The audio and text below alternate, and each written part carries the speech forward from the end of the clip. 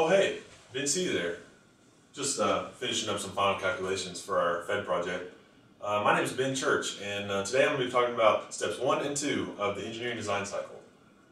The first step in the engineering design cycle is to ask. We each looked at our requirements for our project and what challenge we were supposed to overcome upon completion of the project. For the fountain project, the only goal was to create an aesthetically pleasing, continuously functioning fountain that propelled water at least 2 inches against gravity.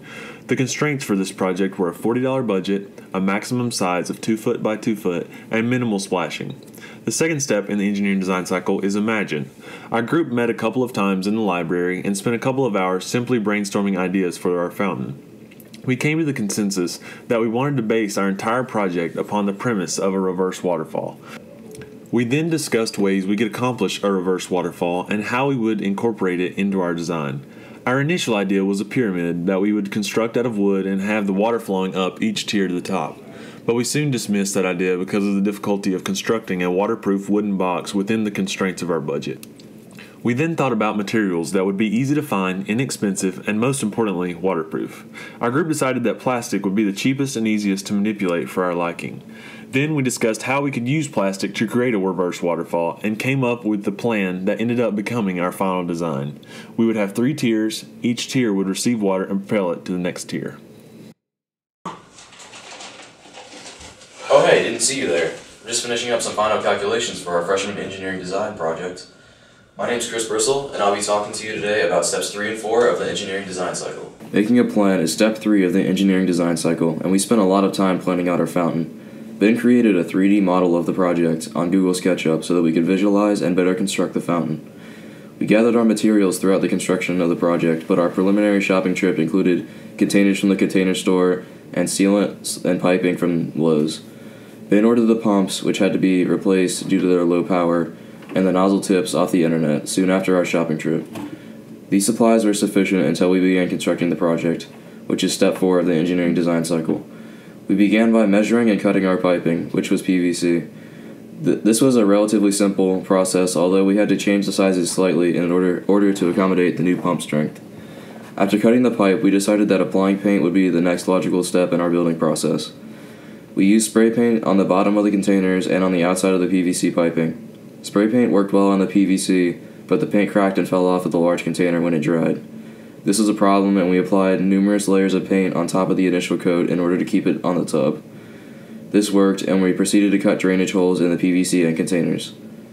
After we confirmed that our holes were in the correct spot and worked properly, we used epoxy to glue down the PVC and containers.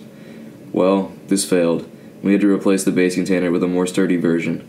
After completing our fountain, we ran the wires out of a hole in the base of the container and sealed the hole with marine sealant. Oh hey, didn't see you there. Just working on our final FEDD project calculations. I'm Chris Bradley, and I'll be talking to you about step 5 of the engineering design process. The last step in the engineering design cycle is to improve. Upon assembling our first design, we realized that there were many problems with our original plan. The first problem was that our pumps couldn't pump enough water in as the others were out. This led to periods of drought for our pumps, which, in the long run, may have destroyed their mechanisms. Our solution was to use vinyl tubing to carry the water up. That way, we were always pumping from the much larger supply of water in the base. Another problem we ran into was now that we pumped water from the base, there was no way to remove the water that gets put into the Tupperware containers. We solved this problem by drilling many small holes in the base of the PVC as well in the base of the containers, which drained the water from them. A huge problem we faced was the types of glue we used to secure every piece together. Some glues took too long to set, or others were too weak. We found our project falling apart at times during testing. Finally, we found a good glue that worked, and our project was able to function properly. My biggest piece of advice for freshmen taking on this challenge next year is to start early.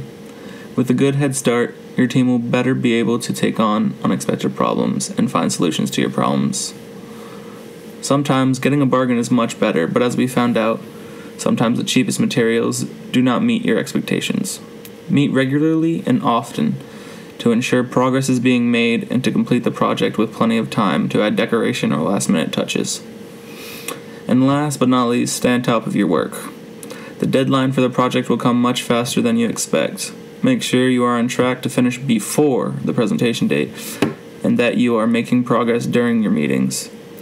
It can be fun to talk about the numerous possibilities of designs you have, but getting it finished is more important. Remember to enjoy yourself and have fun. Good luck.